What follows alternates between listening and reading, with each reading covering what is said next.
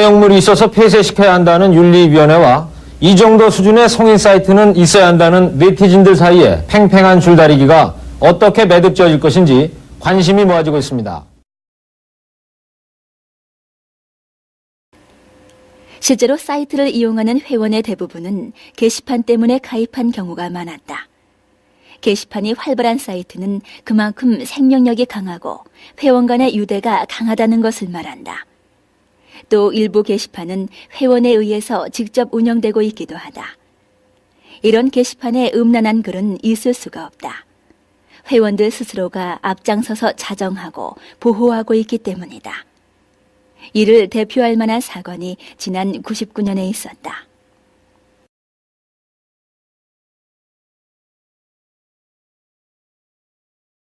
한마음 음란정보감시단이라는 유령단체에서 그 배드러브의 성피해 게시판 음해가 들어왔어요.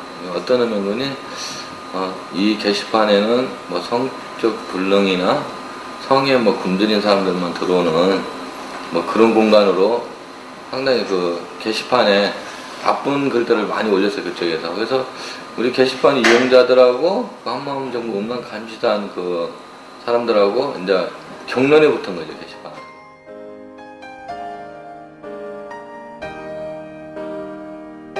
천여 개가 넘는 도배성 글들을 회원들이 스스로 자원봉사자로 나서 불과 20여 분 만에 모든 글들을 삭제했다. 이런 회원들의 노력은 그에게 커다란 힘을 주었다. 이미 회원들 스스로가 사이트의 주인임을 자각하고 있었던 것이다.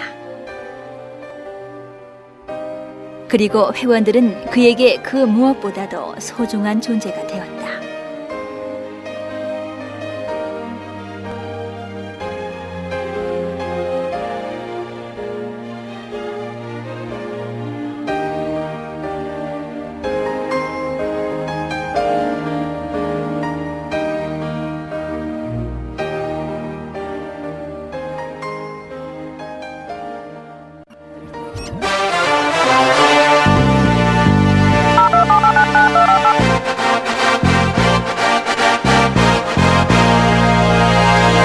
가리고 싶지만 결코 가릴 수 없는 성. 오늘도 보려는 욕구와 보호하려는 정책은 숨바꼭질을 하고 있을 것이다. 인터넷 공간에서의 표현의 자유, 그 한계는 어디까지인가? 뜨거운 논쟁의 현장을 둘러봤습니다. 지난 4월 20일, 배드러브라는 인터넷 성인 사이트가 정보통신윤리위원회의 결정에 따라 폐지됐습니다. 정확히 말하자면 배드러브라는 홈페이지에 서버를 제공하는 웹호스팅 회사에게 더 이상 배드러브가 그 서버를 사용하지 못하게 하라는 명령이 내려온 것입니다. 폐쇄 조치의 이유는 이 사이트의 음란성이었습니다. 표현하는 글 자체가 거의 적나라하고 이것이 어떤 뭐 예술적인 가치를 지닐 정도의 그런 글들이 아니고 그런 내용들이 거의 적나라하게 올리는 것 같다. 이 배드러브 측에서는 관리를 안 했고 아무리 성인들이 보는 정보를 하더라도 그런 대화방 제목에 뭐 자신의 첫 경험을 갖다가 노출시키거나 얘기를 하라고 그러거나 뭐 혹은 그 미성년자 혹은 뭐 유부녀 이런 사람들랑의 그 상관하는 그런 내용 경험담을 갖다가 쓰도록. 이 사이트는 30, 40대 부부를 주된 대상으로 성과 관련된 폭넓은 이야기를 다루는 곳입니다. 성에 대해 보수적인 견해를 가진 사람들은 낯뜨거울 수도 있겠지만 개방적인 생각을 가진 사람들에게는 건전한 성담론의 마당이 될 수도 있다고 운영자와 이용자들은 주장합니다.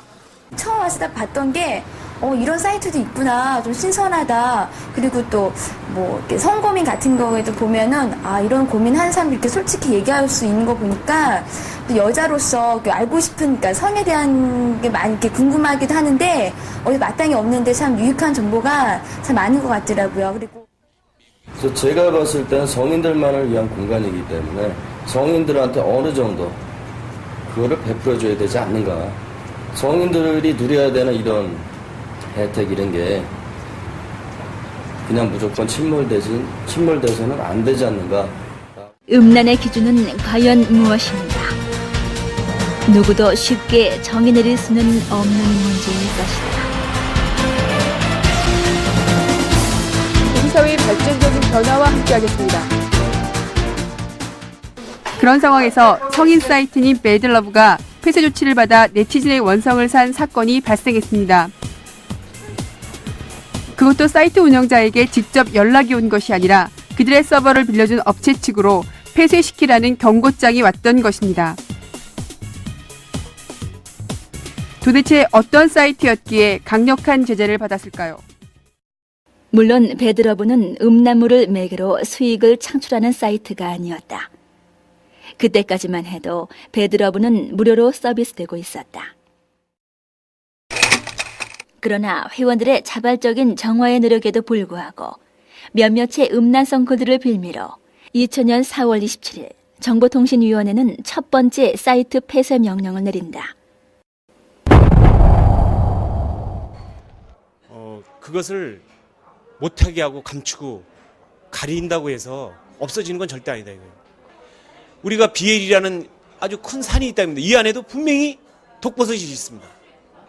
그러나 우리는 성인이기 때문에 저것은 먹어서 안 될 독버섯이라는 걸 구별할 수 있는 능력이 있다는 겁니다. 그것을 왜 국가에서 정통부라는 그 이름 하나로 그것을 왜 폐쇄시키느냐 이거예요. 왜 나라에서 다 큰 나한테 왜 몽둥이를 들이대느냐. 이 대한민국이 이 과거부터 내려오는 그 정권에 몽둥이 돌격해야 국민이 말을 듣는다는 그런 잘못된 관념이 결국은 정통부에서 BL에 몽둥이를 댄 건 아니냐. 우리는 저항해야 된다고 생각했습니다. 또 그 저항의 결과가 오늘의 BL이 있게 만들지 않았느냐. 성에 관해 음란성을 규정짓는 것은 참으로 모호한 일일 것이다. 또 그것을 단순한 지면상의 조항으로 불분명을 따지는 일이 올바른 것인지는 누구도 확신할 수 없을 것이다.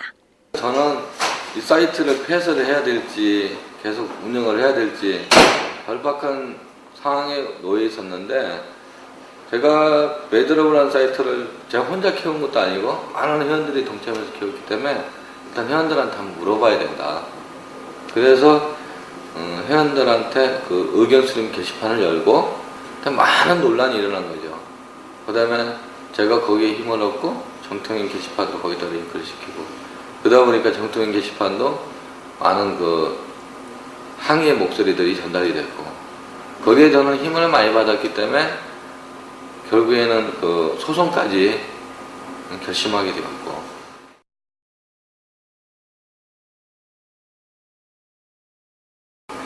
평생은 한 계좌에 5만 원입니다. 한 계좌를 가입해 주시면은 앞으로 BL이 유료화가 되더라도 평생 무료로 쓸 수 있는 아이디 하나를 발급해 드리겠습니다.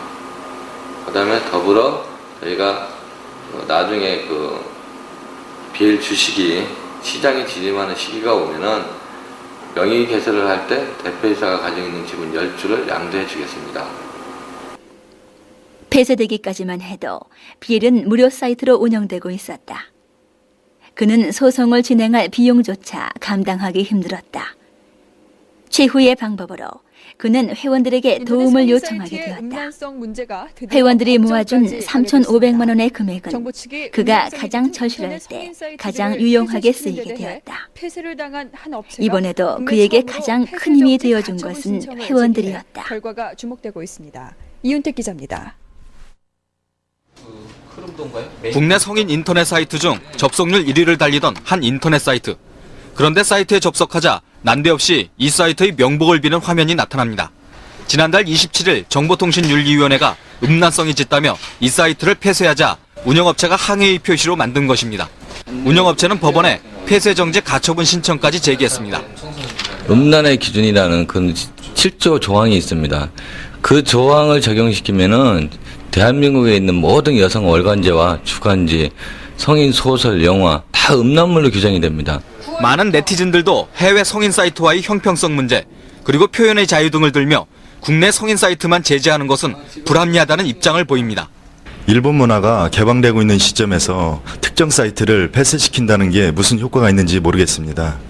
하지만 정부는 이 사이트 게시판의 글들이 지나치게 음란하고 원조 교재를 조장하는 등 성인들이 보기에도 부적절하다며 단호한 태도를 보입니다. 원칙이 불변일 수밖에 없는 게 심의 규정에 의해서 그 사이트가 폐쇄당했는데 지금까지 정부 측이 강제 폐쇄시킨 국내 인터넷 성인 사이트는 모두 5개. 각종 언론 매체들이 나서서 BL의 사이트 폐쇄가 부적절했음을 보도했고 전체적인 규제의 기준이 적법한가를 놓고서 재고해야 된다는 여론이 형성되기 시작했다. 이러한 대중매체의 보도와 연일 계속되는 회원들의 정통부 게시판의 거센 항의로 사이트는 지켜지리라 굳게 믿었었다. 하지만 정통부는 또 한 번 BL의 사이트 폐쇄의 명령을 내린다. 언론의 사이트 폐쇄의 합법성의 문제가 제기되고 회원들의 거센 항의와 심사위원회 자격의 문제 등 정통윤의 강경한 조치에 일격을 가했고 끝내 사이트는 BL 커뮤니티라는 이름으로 복구되었다. 다윗이 골리앗을 상대로 이긴 것이다. 일련의 사건을 겪으면서 그는 회원들이 보내준 성원과 격려에 큰 감동을 받았고 이에 보답하고자 그는 선상에서 회원들을 위한 밤을 마련하였다. 그에겐 회원 한 사람 한 사람이 가장 큰 힘이었기 때문이었다. 1년의 고초를 겪었던 한 해를 보냈지만 난관은 거기서 그치지 않았다. 우후죽순처럼 생겨난 인터넷 방송과 거대한 자본을 가진 대기업마저 속속 성인 콘텐츠에 뛰어들면서 BL의 재정은 극심하게 나빠졌다. 다른 사이트와 달리 평생 회원이 주축이 된 BL의 수익 구조상 당연한 일이었는지도 몰랐다. 그는 또다시 힘겨운 길찾기를 시작해야 했다. 그는 비록 힘든 재정 상태에서 집마저 작은 곳으로 옮겨야 했지만 결코 사이트를 포기할 수는 없었다. 그에게는 70만이라는 회원이 있었고 그들은 결국 그에겐 보이지 않는 힘이자 기회이자 가능성이었기 때문이었다. 아직 정확하게 임원직이 설치된 게 아니기 때문에 12월 27일 밤 한참 막론으로 바쁜 회원들이 자신의 일들을 제쳐두고 다시 긴급히 자료를 마련했다. 극도로 경영이 악화된 BL을 살리기 위해서였다. 연말이라 모두 바쁜 때였지만 만사를 제쳐두고 BL을 돕기 위한 자리에 회원들은 빠지지 않고 나와주었다. 회원들 역시 BL은 없어서는 안 될 소중한 곳이기 때문이었다. 실제 자기 주변에서 일어났던 생활사, 그다음에 뭐 아이 얘기, 그다음에 자기 남편 얘기, 또 자기 와이프 얘기, 이런 생활 글들이 상당히 많기 때문에 뭐 아주 평범한 얘기잖아요. 아주 평범하니까 쉽게 이제 뭐 글도 답글도 달게 되고 또 쉽게 얘기도 되고. 하지만 상업적이지 않다. 그러니까 너무 그 자기네들의 그 BL 회사만 위한 그런 곳이 아니라 회원들 전체를 위한 그런 냄새가 풍기는. 저희들 나이대가 바쁜 때라 그런지 아주 그 오래된 친구들 모임 많은 거에 비교해서 아주 요즘 친구의 그 정 나누는 그런 많이 떨어져 있는 상황인데, 차라리 비사모의 야생마를 통해 가지고 내가 인생에 같이 동반을 하는 친한 아이디를 대신한 분위기나 이렇게 그거 말고 이지아님은 번호를 써주는데 1번 딱이라도 희생하자는 의미에서 온 거지 여기에서 무슨 거기다 권한해주면 근데 저런 발표를 하겠습니다. 각 회원들을 대표한 회원들 가운데 허우리님이 초대 회장으로 선출되었다.